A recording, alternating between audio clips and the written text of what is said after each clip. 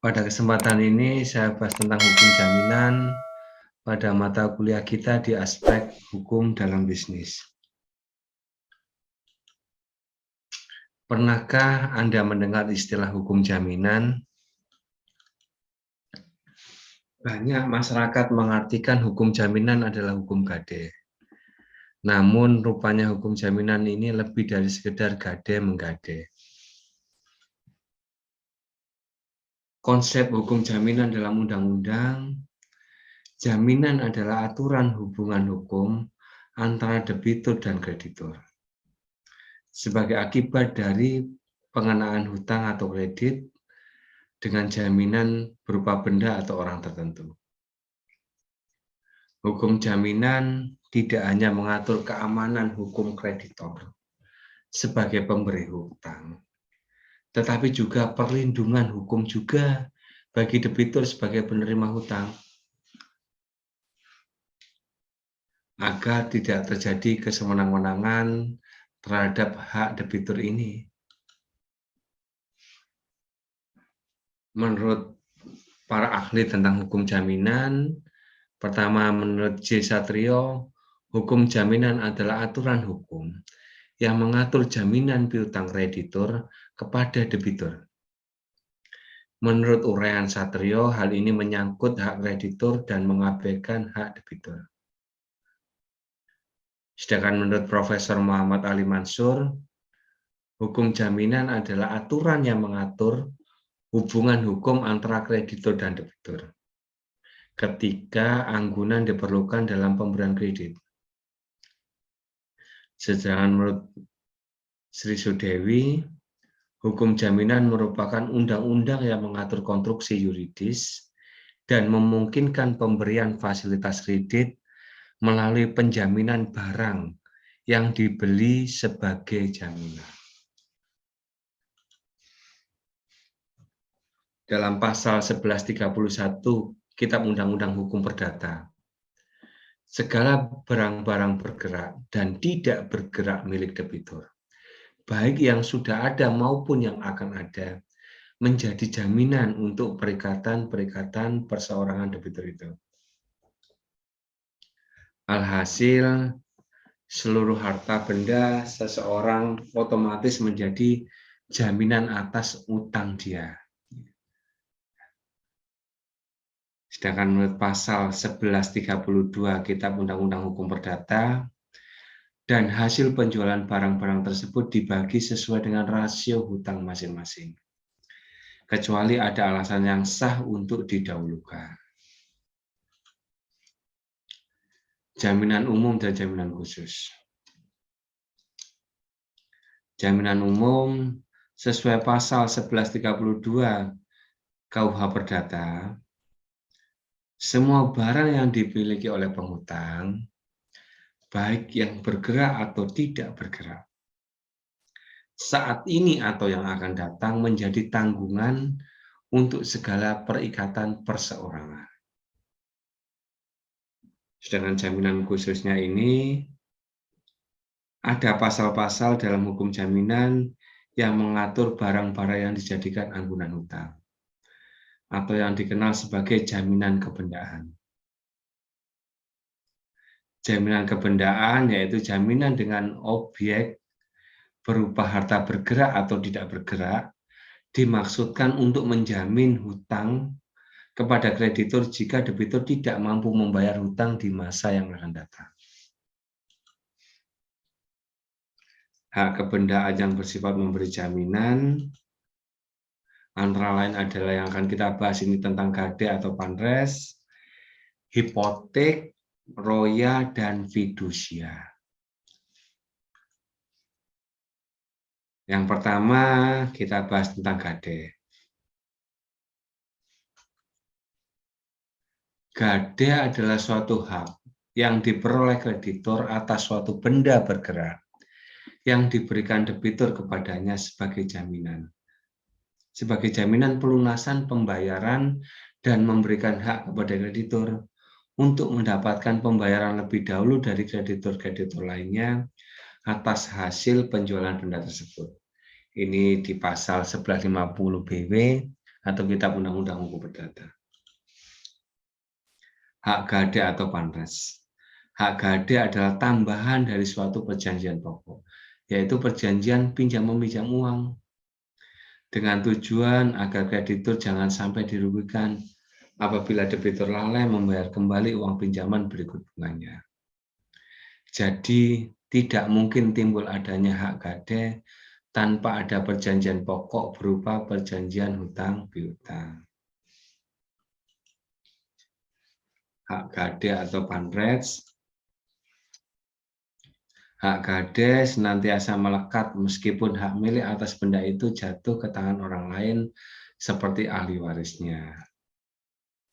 Pemegang hak gade yang kehilangan benda gade itu berhak meminta kembali benda itu dari tangan siapapun benda tersebut selama dalam waktu 3 tahun. Jadi 3 tahun ini maksimalnya.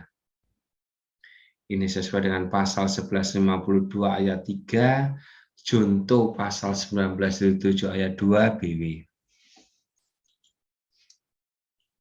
Hak untuk meminta kembali ini berdasarkan di pasal 1977 ayat 2 BW diberikan kepada pemilik benda bergerak, sehingga pasal 1552 ayat 3 BW bahwa hak gade dipersamakan dengan hak milik.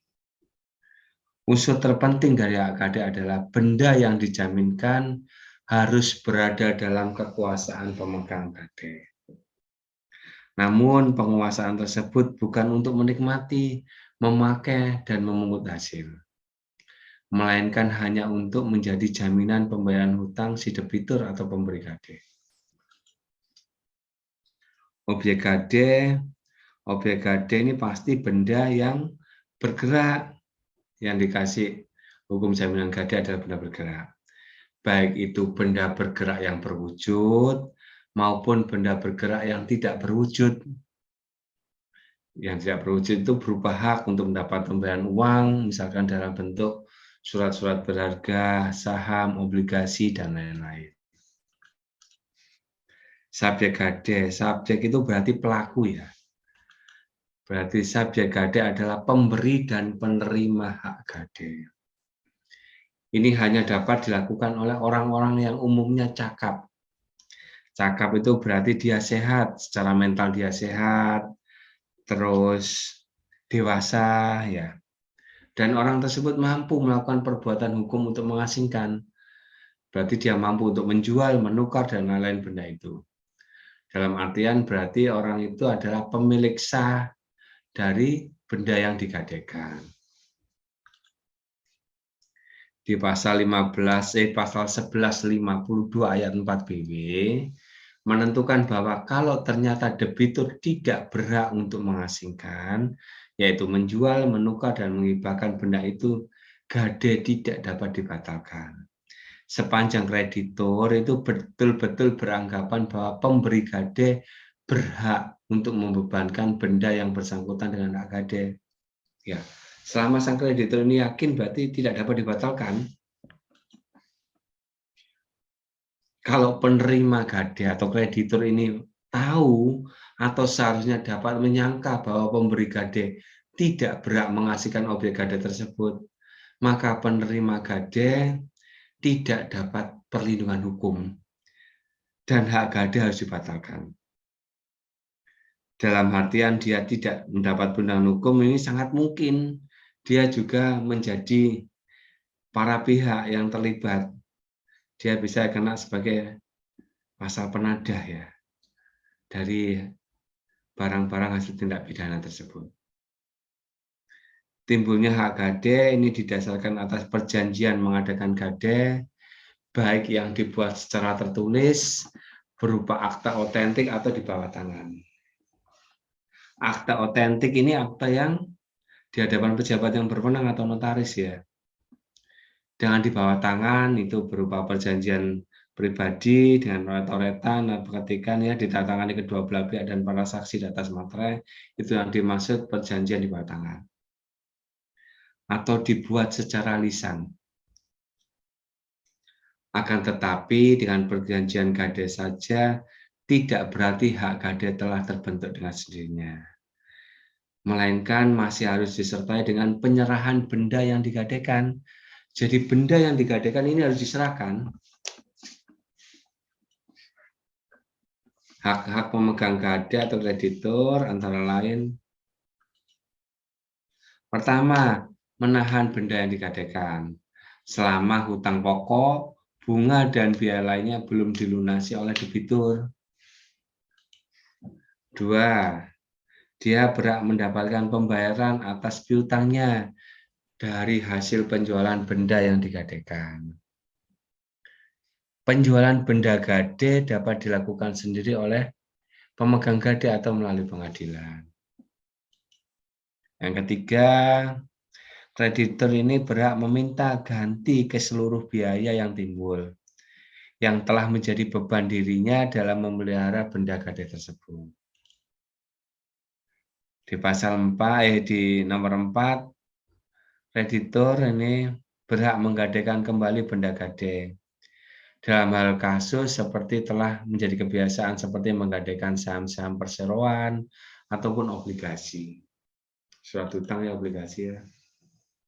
Yang nomor 5, kreditur ini mempunyai hak untuk didahulukan atau preferensi dalam menerima pembayaran atas piutangnya terhadap piutang-piutang lain yang dimiliki oleh pihak pemberi gade. Sedangkan kewajiban pemegang gade yang pertama adalah dia bertanggung jawab atas hilangnya atau berkurangnya nilai barang yang digadaikan yang disebabkan oleh karena kelalaian. 2. Wajib memberitahukan kepada pemberi gade jika bermaksud untuk menjual barang gade. Misalkan kita menggadaikan emas, misalkan kita toko emas misalkan ya. Di situ memang ada perjanjian selama 3 bulan tidak membayar bunga misalkan, maka pihak penerima gade berhak untuk menjual atau melebur barang gade tersebut. Ya, untuk mensikapi atau mengantisipasi masalah hukum yang timbul, sebaiknya bukan cuma sekedar dari perjanjian itu. Alangkah baiknya kita memberitahu melalui surat yang tercatat. Jadi ada bukti bahwa surat pemberitahuan itu sudah diterima. Nah, di situ disampaikan poin-poin, misalkan berapa bulan lagi, misalkan 1 bulan atau seminggu tidak hadir ke penggadaian, maka benda akan dijual atau mungkin dilebur gitu aja. Yang ketiga, ini kewajiban pemegang gade yaitu memberikan perhitungan tentang perincian hasil penjualan benda gade. Ya, harus dirinci hasil penjualan berapa, setelah dia mengambil haknya yaitu untuk pelunasan piutangnya, sisanya atau kelebihannya itu harus dikembalikan kepada pemberi gade. Tidak serta-merta harus menjadi milik dia. Keempat, harus mengembalikan benda gade bila mana hutang pokok, bunga, dan biaya pemeliharaan benda gade telah dilunasi oleh debitur.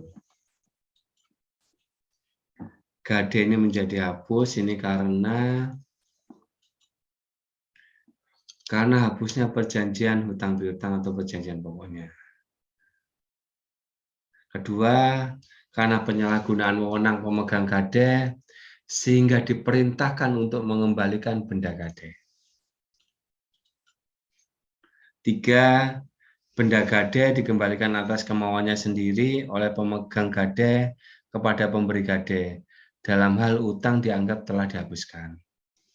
Keempat, pemegang gade oleh sebab menjadi pemilik benda yang digadaikan. Kelima, dieksekusi oleh pemegang gade. Keenam, lenyapnya atau hilangnya benda gade. Baik. Sebelum saya melanjut ke hipotek, mungkin ada yang ditanyakan soal gade ini. Monggo. Kalau nggih, Mohon monggo. izin bertanya, Pak. Nggih. Tadi kan disebutkan kalau perjanjian dua belah pihak ada saksi kemudian bermaterai itu di bawah tangan. Nggih. Jadi materai itu tidak kuat ya Pak untuk perjanjian semacam gadai. Perjanjian tetap kuat toh, Mbak. Tetap kuat karena kan bendanya kan kita pegang. Benda misalkan jenengan menerima gadai motor ya. Jenengan kan pegang motor dan surat-suratnya. Yang tidak kuat di mana? Insya Allah kuat itu. Tapi Terus sebutannya tetap di bawah tangan. iya, enggak masalah, enggak masalah. Di bawah tangan atau akta otentik pun enggak apa-apa. Akta otentik itu berarti kan kita di hadapan pejabat yang berwenang atau notaris. Kalau tanpa notaris tidak apa-apa Pak. Enggak masalah. Hmm. Di pasal 1380 itu kesepakatan para pihak itu mengikat, itu menjadi hukum. Jadi para pihak yang buat kesepakatan itu. Dan itu dilindungi undang-undang. Oh, meskipun itu kalau orang sekarang kan menggadaikan itu hanya motor sama STNK-nya saja. Untuk Wah, BPKB kan tidak mungkin Pak dikasihkan Pak. kalau itu penggelapan, itu kan bukan milik Oh, dia. enggak. Oh, kalau dalam masa kredit lah an. Nek Iya, motor saya punya motor semuanya atau mobil, tapi saya tidak kredit.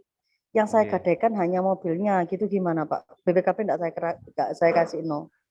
Yang pihak penerima gadainya lemah. Nanti kalau ada apa-apa susah. Oh gitu ya Pak ya. Lebih G. kuat yang gadaikan ya Pak ya. Iya memang harus tahu pihak kreditur itu kan harus preferen, harus diutamakan. Bukannya kebalik ya Mbak. Kenapa? Yang sekarang Gimana? biasanya kalau gade itu kan suratnya, barangnya kadang nggak terpakai. Enggak, sekarang banyak yang menggadaikan barangnya. Mas siapa nih ya? Banyak Mas, yang tak gadaikan itu orang-orang sering-seringnya itu motornya atau mobilnya yang digadaikan biasanya loh ya. Ada potongan sing gerek utang balik konangan yo. Itu jadi jadi sama nggak dekno katakan motor PCX senilai 5 juta, Nggih. terimanya 4 juta, kayaknya gitu. Tapi hanya motor sama STN, BPKB-nya tidak gitu. Oh, Kalau iya. yang sampean maksud tadi masukkan BPKB-nya lah sah itu lewat bank itu kan nggak tak tanya no tadi, yang tak tanya no itu yang di bawah tangan katanya Pak Oni tadi loh. Berarti Kalau yang kalau yang menang kalau yang yang punya. BPKB itu, Mbak, BPKB ya, Mas, itu kan itu fidusia itu, bukan gade. Nanti hak Iya, jaminannya fidusia. nggih Pak Oni. Yang saya tanyakan tadi itu yang itu tadi perjanjian di batangan Nggih, enggak meskipun apa-apa, Mbak. memberikan itu. Tapi sebisa mungkin ya memang kalau kita menggadekan itu semua diserahkan. Dengan misalkan gadekan motor ke penggadean ya kan, itu kan motor dan PPKB-nya diserahkan. Kalau yang menggadekan ke perorangan ya beda lagi ya Mbak. Akadnya Eh, lain itu. itu kan bukan hukum jaminan, itu kan ya kita praktek sebagai penggadean aja. Kasihan penerima gadainya lemah itu Pak secara hukum nanti. Nanti kalau ada apa-apa tetap memang Loh, bisa diproses. sing menang sing duwe barang Mas Dadang. Yo lek sing duwe barang ini nakal. Iya ya. Iya. Baik. Baik, makasih Pak Oni pencerahannya.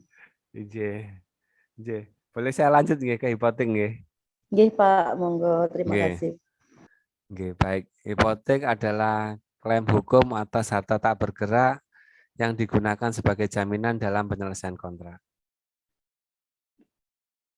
Tujuan hipotek juga untuk memberi jaminan kepada kreditur dengan kepastian pembayaran pelunasan atas uang yang dipinjam debitur sedemikian rupa. Bahwa apabila debitur wan prestasi, maka benda-benda yang dibebani hipotek dapat dijual atau dilelang. Dan hasil dari penjualan tersebut dipergunakan untuk membayar hutang yang dijamin dengan hipotek. Dalam pasal 1163 ayat 2 BW diterangkan bahwa karena hipotek tetap melekat pada bendanya, maka meskipun benda itu kemudian dimiliki orang lain, hipotek tetap melekat pada benda itu. Jual beli tidak menggugurkan hipotek ya. Dalam artian dia pasti jual belinya di bawah tangan, Karena surat-suratnya kan dipegang oleh lembaga keuangan atau perbankan ini. Sifat dalam hipotek ini bersifat konvensional, artinya perjanjian pembebanan hipotek harus secara tegas menyatakan hal itu dan dibuat dengan akta otentik. Sifatnya adalah tidak dapat dibagi atau ondel barhead, bahwa hipotek itu tetap berlangsung walaupun sebagian dari hutang telah dibayar. 3, sifatnya tetap melekat pada bendanya, Sanggevolk.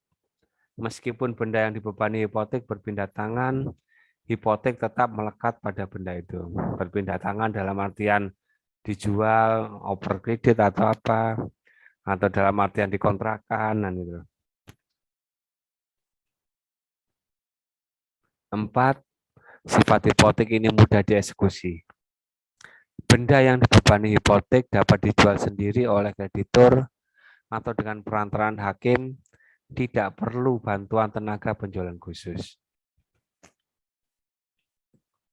5, sifatnya didahulukan, Doid de preference, yaitu pelunasan hipotek lebih didahulukan daripada piutang-piutang lainnya, kecuali ditetapkan lain oleh undang-undang. 6, ini bersifat asesor atau pelengkap dari perjanjian pokok, yaitu perjanjian pokoknya itu pasti perjanjian hutang piutang. 7, ini hipotek bersifat sebagai jaminan. Untuk menjamin pelunasan suatu hutang saja dan tidak memberi hak untuk menguasai dan memiliki benda jaminan.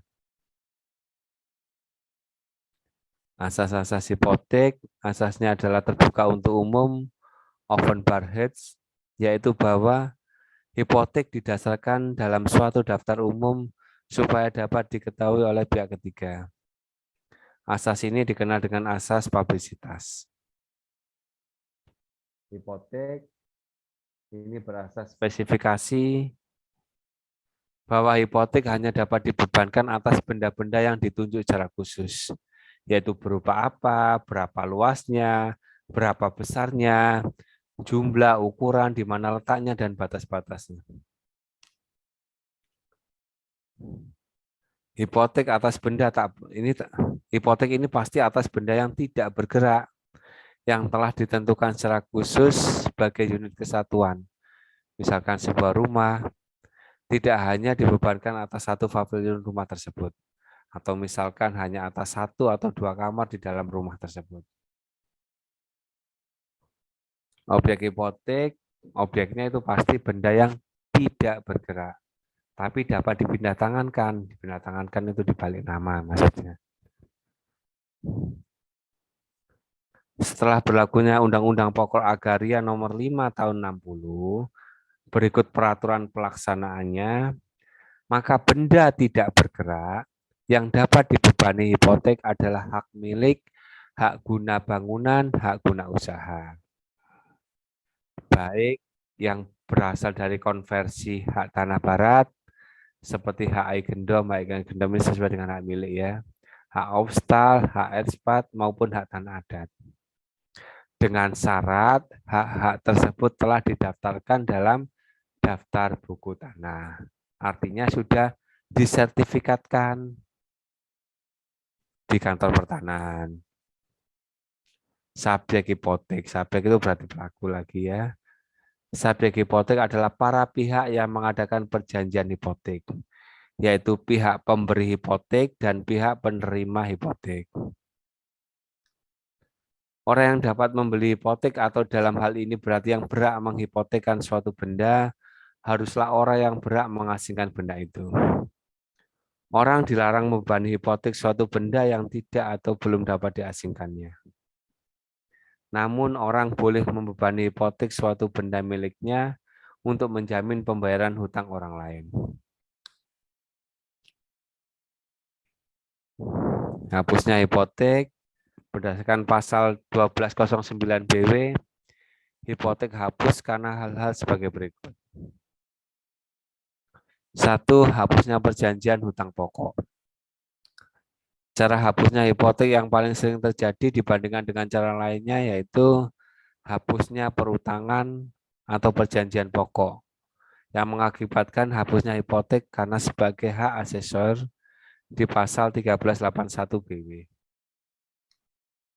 Dua, pelepasan hipotek oleh debitur. Dalam artian mungkin sudah dijual sama dia, otomatis kan hipoteknya jadi lepas. Tiga, karena keputusan hakim. Misalkan karena dilelang, sehingga ada keputusan.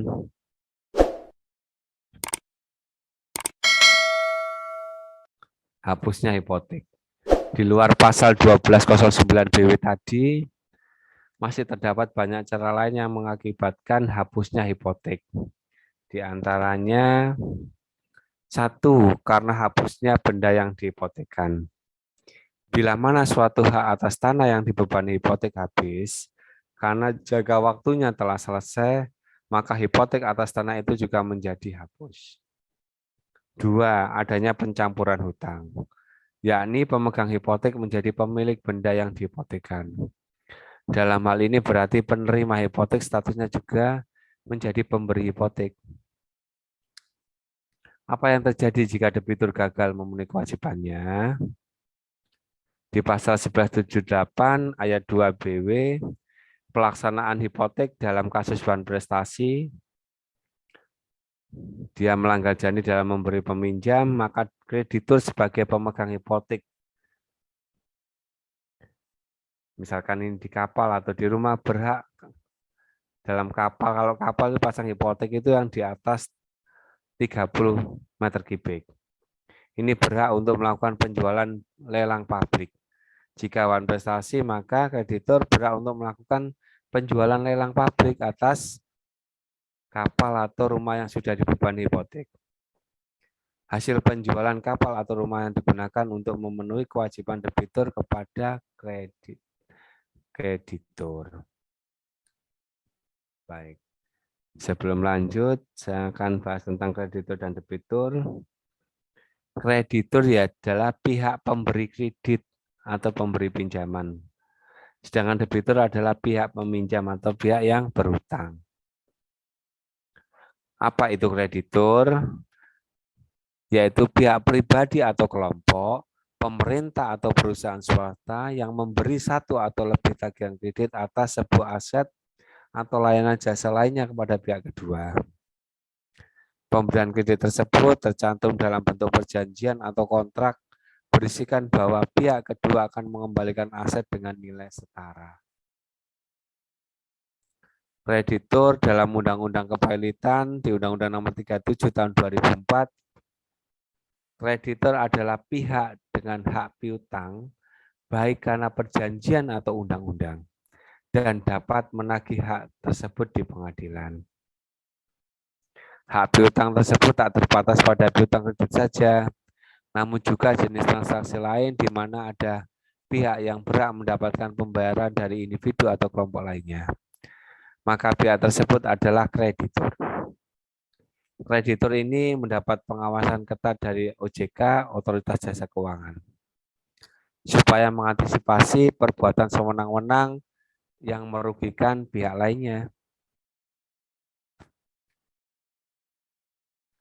Fungsi kreditur ini macam-macam ya, sebagai penyedia dana sesuai permintaan, meningkatkan dana produktif ya. Kreditur berfungsi sebagai penyedia dana sesuai permintaan. Ini kreditur mengecek riwayat kredit debitur melalui BI checking. Ya, melalui BI checking dicek apakah dia call 5 atau call berapa atau lancar ataupun blacklist ya, melalui BI setempat. Kemudian melalui proses standar 5C of credit ya, yaitu pertama ya karakter, yaitu karakter dari peminjam itu melalui BI checking tentang pinjaman dia di bank, itu untuk mengecek karakternya. Terus dua, kapital, yaitu jumlah kekayaan dia.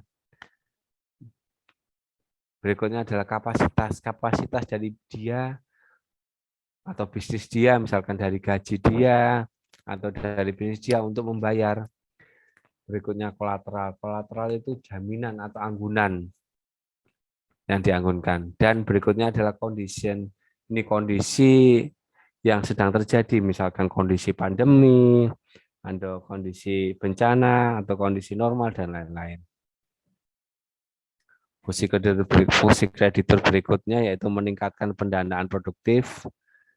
Dengan meningkatnya pendanaan produktif dari kreditur, akan lebih banyak usaha yang berkembang, sehingga lapangan kerja ikut bertambah banyak.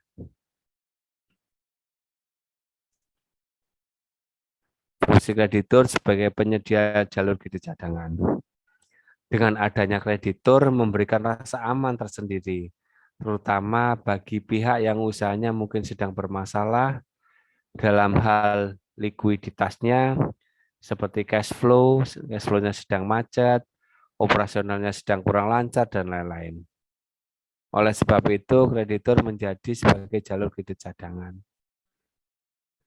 Jika dilihat dari sisi produktif, ini dia peran kreditur ini membantu lancarnya perputaran ekonomi negara, sehingga membantu tingkat kesejahteraan, baik melalui penyediaan dana ataupun modal usaha. Sedangkan dari sisi konsumsi, kreditur ikut andil membantu menopang kehidupan masyarakat. Definisi bank menurut Undang-Undang RI tahun 10 tahun 98 tentang perbankan. Perbankan adalah badan usaha yang menghimpun dana dari masyarakat dalam bentuk simpanan dan juga menyalurkan dana kepada masyarakat dalam bentuk pinjaman atau kredit dan atau bentuk lainnya. Bank memang sangat ketat dalam memberi aturan bagi para nasabah yang ingin mengakses kredit, karena hal ini berkaitan dengan prinsip 5C tadi, apa? Karakter, kapital, kapasitas, kolateral, dan kondisi. Bank yang memenuhi kriteria nasabah yang memenuhi kriteria 5C adalah orang yang sangat potensial untuk diajak bekerja sama atau layak mendapatkan pembiayaan mereka. Berikutnya jenis-jenis kreditur. Ada kreditur preferen, kreditur separatis, dan kreditur kongruen. Kreditur preferen yaitu yang paling umum ditemui seperti bank, pemberi kredit, piutang dagang, dan lain-lain. Dalam mata hukum, prioritas dari jenis kreditur ini berada pada urutan terakhir dibandingkan jenis lainnya. Dengan kreditur separatis, dengan hak atas anggunan, berdasarkan jaminan debitur seperti penggadaian, hipotek, jaminan fidusia, dan lain-lain. Dalam mata hukum, jenis kreditur ini berada pada nomor 2, sebab nominal hutang lebih besar daripada kreditur preferen. Yang terakhir ada kreditur kongruen. Kreditur kongruen memiliki hak istimewa di mata hukum, misalnya lembaga pajak dengan privilege pembayarannya telah ditetapkan di depan hukum dan otomatis mendapatkan sanksi apabila tidak dibayar tepat waktu.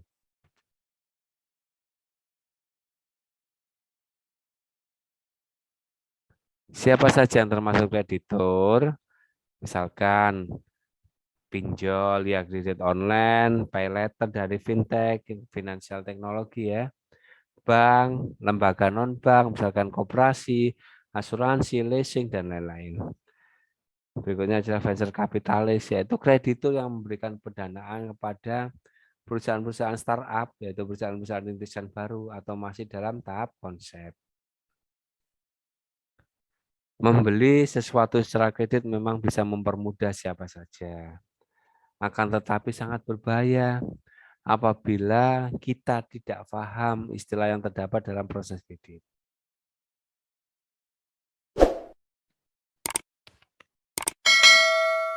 Ini ada sedikit tips dari saya. Berhutanglah di saat kalian mampu dan jangan berhutang di saat kalian butuh.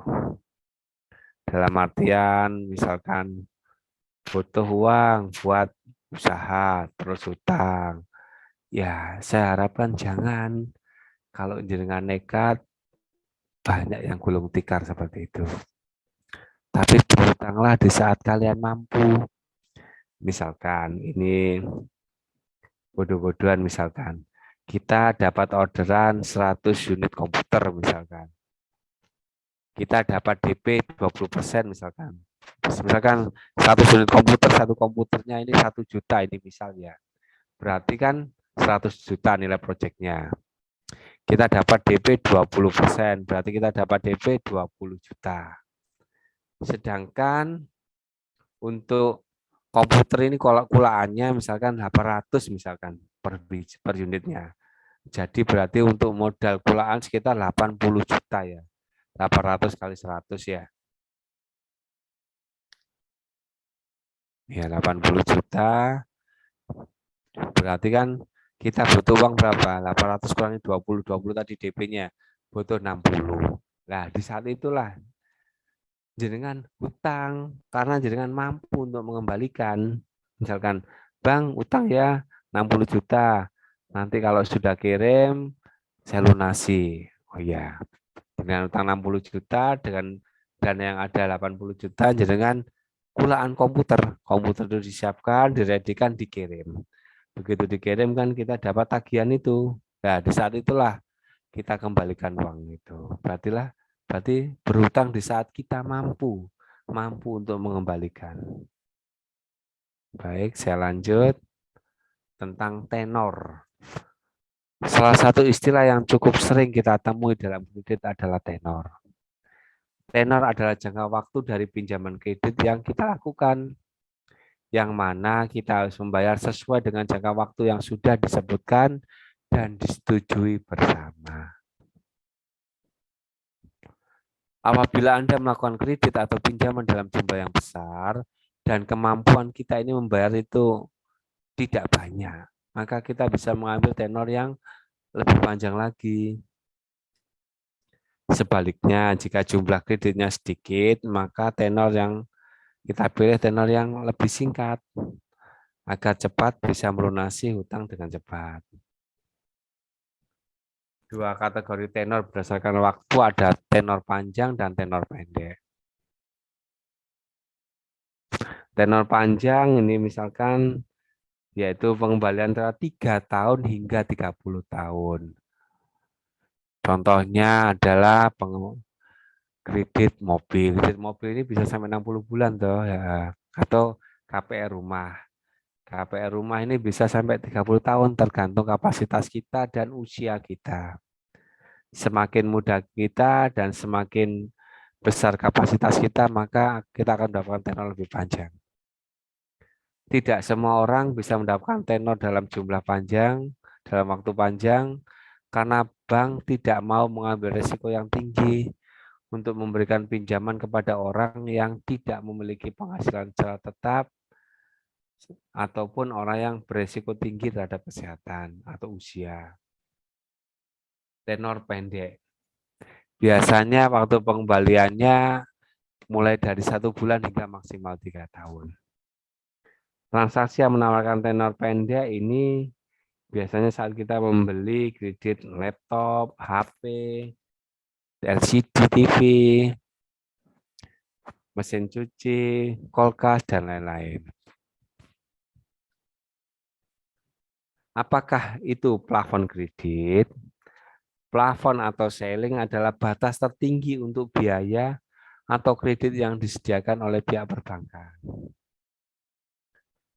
Berdasarkan pihak yang terlibat, plafon kredit dibagi menjadi 2. Plafon kredit yang diajukan, ini berarti yang ajukan ada pihak debitur.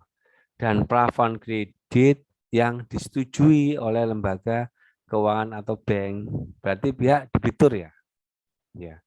Berarti ada 2 plafon kredit yang diajukan dan plafon kredit yang disetujui. Plafon kredit rumah itu sama dengan harga rumah dikurangi jumlah uang muka yang sudah dibayarkan ke bank.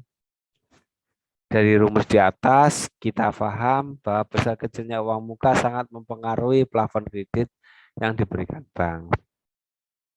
Jadi plafon kredit ialah besaran utang yang dimiliki debitur kepada bank. Misalkan ini Agus ingin, ya misalkan Mas Agus ingin beli rumah seharga 500 juta dengan skema KPR di Bank BRI dengan tenor 15 tahun. DP-nya misalkan 30%, berarti sekitar 150 juta. Dengan rumus di atas, maka plafon kredit yang diberikan adalah 500 juta dikurangi 150-an DP-nya tadi, menjadi 350. Angka 350 inilah yang menjadi nilai hutang debitur kepada BRI dan harus dilunasi sesuai dengan tenor yang disepakati. Berikutnya tentang interest rate atau suku bunga, yaitu biaya yang dibebankan oleh pemberi pinjaman atau lender atau debitur atau kreditur kepada peminjam atau debitur. Tingkat suku bunga ini tergantung saat nasabah menyimpan uang mereka di bank. Suku bunga ditetapkan berdasarkan persentase jumlah dana yang dipinjam juga. Umumnya suku bunga ditetapkan sebagai tingkat persentase tahunan yang dibebankan atas dana yang dipinjam. Suku bunga SBI atau surat berharga dalam bentuk rupiah dikeluarkan oleh Bank Indonesia. Surat tersebut menjadi bentuk pengakuan hutang dengan jangka waktu pendek yang ditransaksikan dengan diskonto. Cara kerja interest rate, suku bunga dibebankan sebagai biaya penggunaan aset. Aset yang dipinjam dapat berbentuk uang tunai, barang tertentu, kendaraan, ataupun properti. Suku bunga ini berlaku hampir di semua transaksi peminjaman. Contohnya peminjaman dana untuk membeli rumah, mendanai proyek, meluncurkan lini bisnis, atau membayar tagihan. Faktor-faktor yang mempengaruhi suku bunga antara lain adalah kebijakan dari bank. Setiap bank memiliki kebijakan terkait jumlah bunga. Mereka sudah memperhitungkan berbagai aspek seperti tingkat bunga bank, tingkat bunga bank sentral, kompetisi antar bank, situasi pasar, dan masih banyak lagi. Besaran pinjaman ini juga menentukan tentang besarnya suku bunga. Tenor cicilan ini juga turut mempengaruhi tingkat bunga. Semakin singkat itu biasanya suku bunganya semakin ringan, semakin lama suku bunganya semakin besar. Berikutnya adalah pekerjaan dan jumlah penghasilan. Pekerjaan dan jumlah penghasilan kita ini memang turut berpengaruh terhadap bunga yang dibebankan. Berikutnya riwayat kredit. Bank akan melihat apakah kita pernah memiliki catatan kredit yang buruk atau kredit macet. Jika iya, hal tersebut sangat berpengaruh ke jumlah bunga yang dibebankan. Bahkan sangat mungkin untuk tidak disetujui kreditnya. Jenis-jenis interest rate. Real interest rate, yaitu jenis ini adalah koreksi atas tingkatan inflasi. Rumus real interest rate yaitu nominal rate dikurangi rate of inflation. Nominal interest rate yaitu jenis ini biasanya terpampang pada rekening koran kita, di mana nasabah dapat melihat tingkat pengembalian atas investasinya.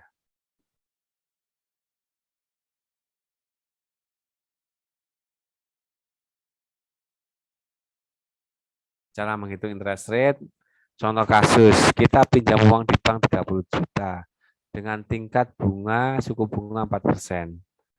Berarti kita harus membayar bank itu, yaitu jumlah pinjaman asli ditambah bunganya. Berarti pinjaman 30 ditambah, kurung buka kurung tutupnya itu 4% dikali 30 juta. Berarti yang dalam kurung tutupnya ada berapa? 1,2 juta ya. Berarti totalnya adalah 30 juta ditambah 1,2 juta. Berarti 31.200.000 rupiah. Ya, cara menghitung rumus suku bunga sederhana yaitu simple interest sama dengan prinsipal. Prinsipal itu pinjaman pokok kali interest rate yaitu suku bunga kali time atau waktu atau tenor pinjaman. Contoh di atas menunjukkan bahwa kita harus membayar bunga 1,2 1,2 juta dengan asumsi pinjaman tersebut selama 1 tahun. Jika pinjamannya 30 tahun, maka tinggal dikalikan aja. 30 kali 4 kali 30. Berarti berapa? 30 kali 4% kali 30 berarti 36 juta. 36 juta ini bunganya saja ya. Berarti suku bunga tahunan 4% atas pinjaman tersebut ditetapkan 1,2 juta. Setelah 30 tahun menjadi 36 juta. Dari sinilah bank memperoleh penghasilan mereka. Pencoretan atau roya. Jika hipotek hapus, maka dilakukan pencoretan atau roya terhadap daftar hipotek pada buku tanah. Pencoretan hanya dapat dilakukan berdasarkan persetujuan para pihak yang bersangkutan atau atas keputusan pengadilan yang telah memperoleh kekuatan hukum tetap di pasal 1195 BW.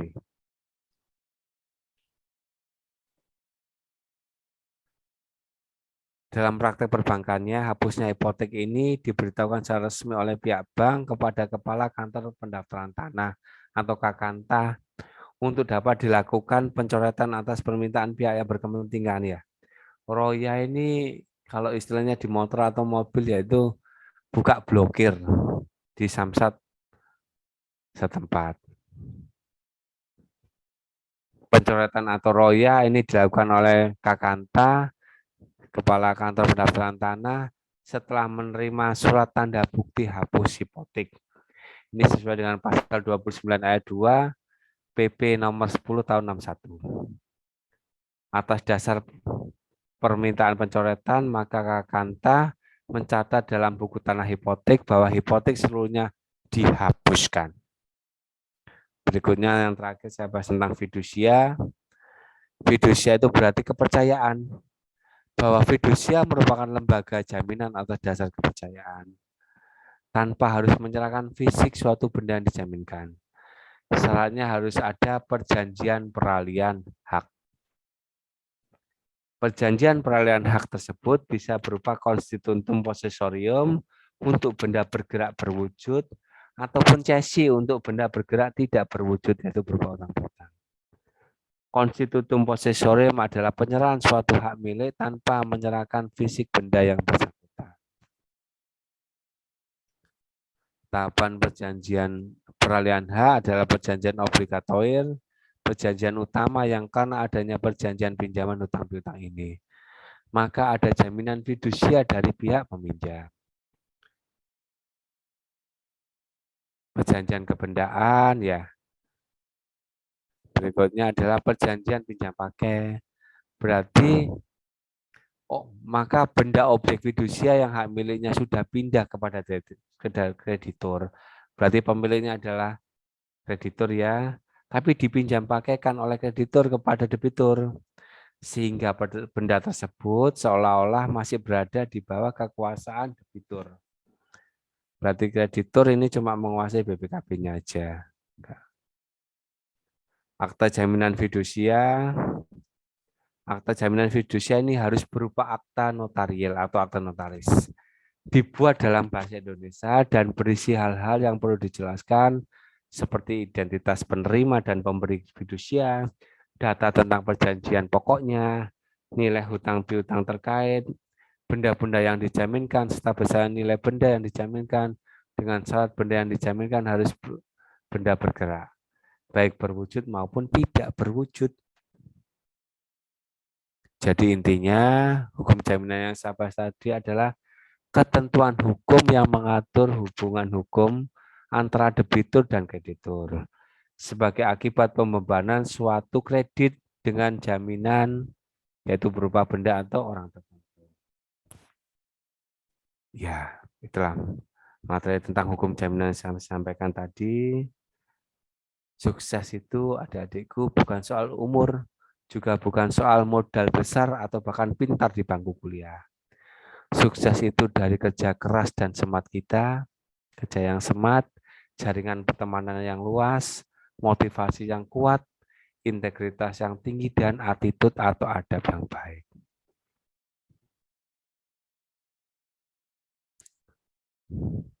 Barakallahu fikum. Mungkin ada pertanyaan yang mau ditanyakan, monggo. Masih ada waktu. Mungkin mau diskusi apa atau mau konsultasi apa, monggo.